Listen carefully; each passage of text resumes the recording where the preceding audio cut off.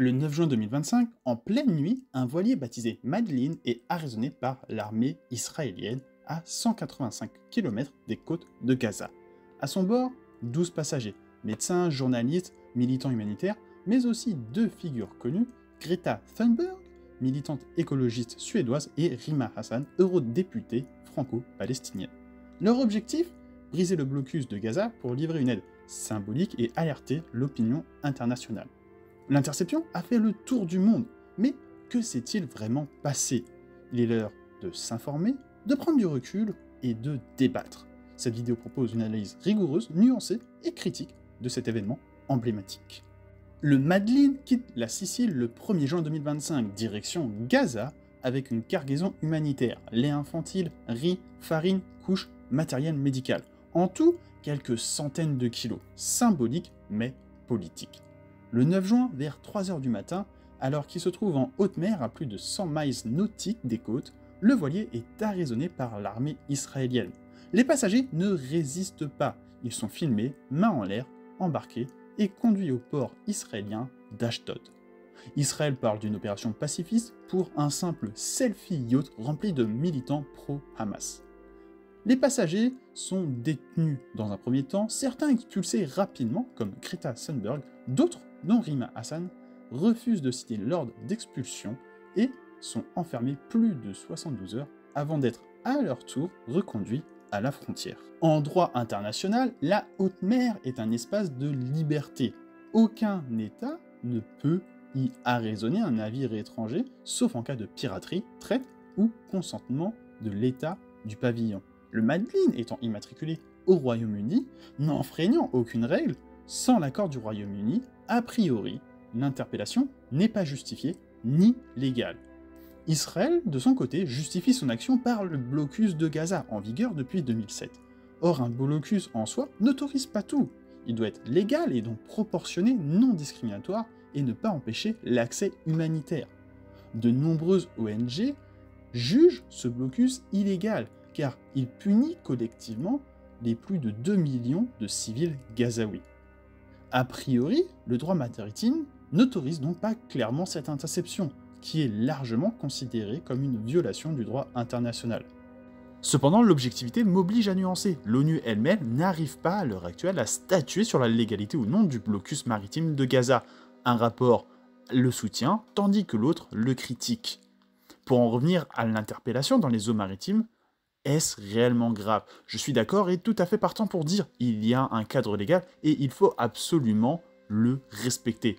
Et je dirais même, vu que cela n'a pas été le cas, il faudrait à la rigueur sanctionner Israël. Cependant, la conséquence est la même. In fine, Israël aurait pu très bien attendre que le bateau soit dans les 10 km ou peu importe la distance, afin de respecter le blocus et l'interpeller dans cette zone.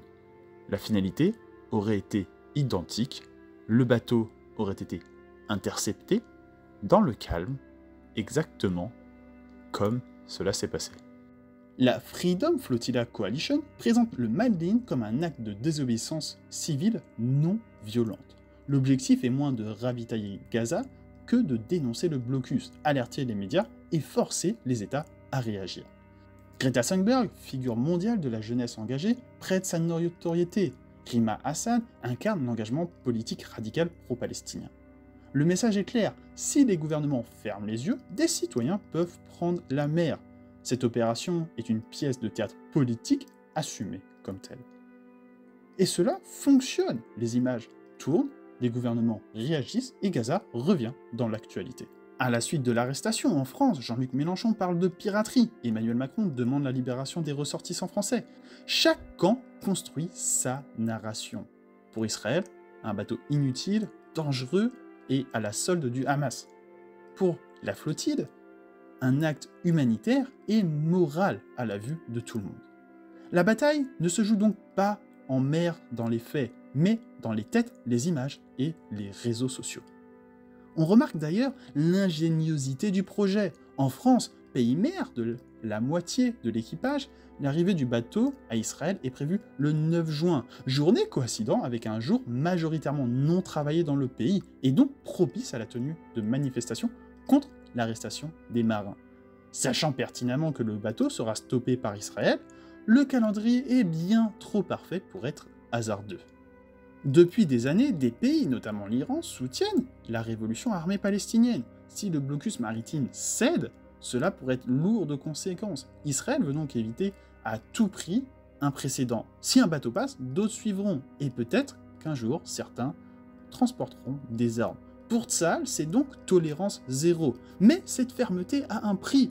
Elle alimente la critique, dégrade l'image d'Israël et alimente le récit d'un blocus inhumain.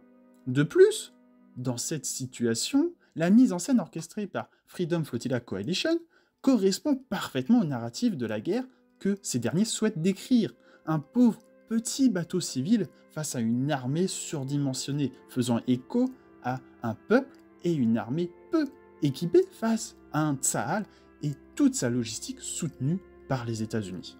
Il n'y a donc point de discussion possible, cette expédition est une expédition de communication, mais cela n'est pas forcément un mal. Apporter de la visibilité sur un problème est nécessaire pour essayer de faire avancer les choses. Et au-delà même du blocus humanitaire, d'autres blocus sont fortement contestables. Par exemple, le blocus journalistique. À l'heure actuelle, aucun journaliste étranger n'est autorisé à rentrer dans Gaza afin de filmer le quotidien. Compliqué donc d'apporter des contre-arguments à la vision partagée par Israël sur ce qui se passe réellement en Palestine. C'est ainsi que de nombreux politiques, dont le parti LFI, vont souvent parler d'une propagande israélienne concernant ce conflit. Mais il ne faut pas être naïf et croire que seul Israël peut de temps en temps se permettre d'omettre certaines vérités, voire parfois de la déformer. Les exemples sont multiples dans cette expédition même. On peut par exemple mentionner les membres de l'équipage ainsi que les gérants de Freedom Flotilla Coalition, qui ne sont peut-être pas si innocents que ça. Parlons de Yasmin Akkar, que vous voyez dans cette vidéo remplacer un Destroy Hamas par Destroy Zionisme. Rappelons que le Hamas est un groupe reconnu comme terroriste par toutes les instances internationales. Toute personne d'une logique rationnelle veut la fin de ce groupe, mais elle préfère détruire les Juifs. Mais aussi Thiago Avila, que vous voyez souriant dans cette vidéo, scandant « Allah Akbar, mort à l'Amérique, mort à Israël, victoire pour l'islam ». Est-ce un comportement réellement pacifiste? La gauche française, notamment LFI, s'exclamait sur l'arrestation de Rima Assad car cette dernière bénéficie de l'immunité diplomatique en tant qu'élue du Parlement européen. Sauf que cette immunité s'applique au sein de l'Union européenne et non en dehors. Tout LFI le sait très bien, mais c'est empressé de le crier sur les réseaux sociaux et sur tous les plateaux.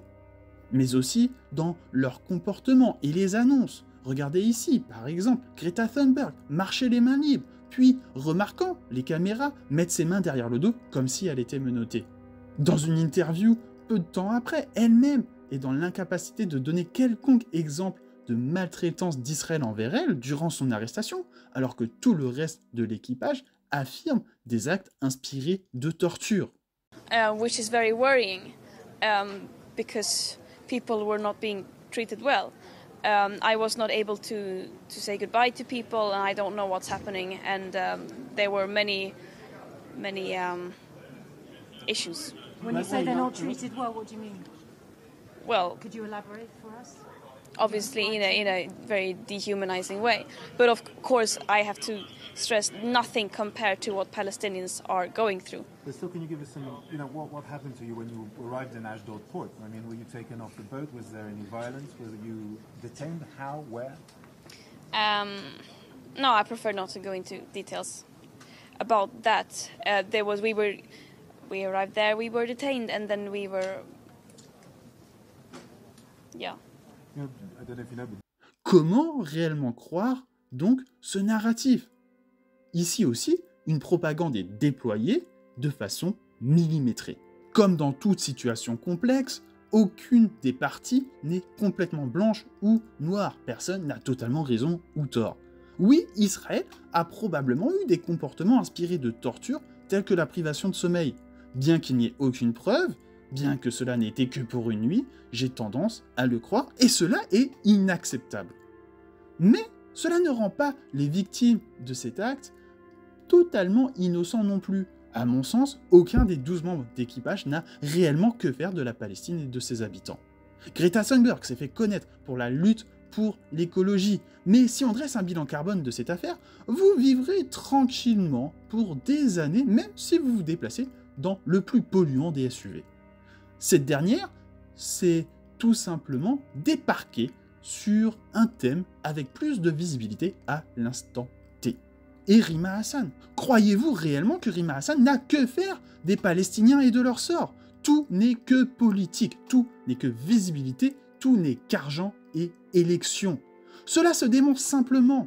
Jamais Rima Hassan n'a défendu ou monté un projet humanitaire avec des associations structurées et d'ampleur telles que l'OMS, la UNRWA ou le CICR. Rima Hassan enfonce Israël qui contrôle le flux de l'aide humanitaire. Cette dernière, d'ailleurs, avait repris quelques semaines avant le départ du bateau dans des points sécurisés, comprenez, contrôlés par Israël. En effet, sinon, les aides humanitaires sont très régulièrement détournées par le Hamas, comme l'attestent de nombreux rapports.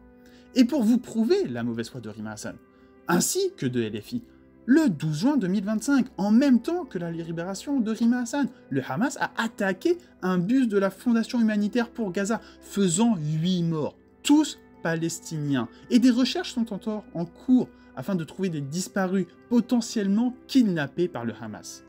Avez-vous entendu Rima Hassan en parler? Avez-vous entendu Jean-Luc Mélenchon ou Marion Aubry clamer leur tristesse et appeler aux sanctions? Non, car ces gens n'ont que faire de la réalité, mais déploient eux aussi un narratif, ou comme ils l'aiment l'appeler, une propagande, afin de servir leurs intérêts, qui se situent dans les prochaines élections. Le Madlin n'a pas atteint Gaza, mais il a atteint son objectif, faire parler, dénoncer. En gardant sa ligne de fermeté, Israël a fait de ce petit bateau une tempête diplomatique. Cependant, il est important de garder en tête que la réalité est toujours bien plus complexe que ce qu'il y paraît, et que le mal n'est pas toujours là où on le pense.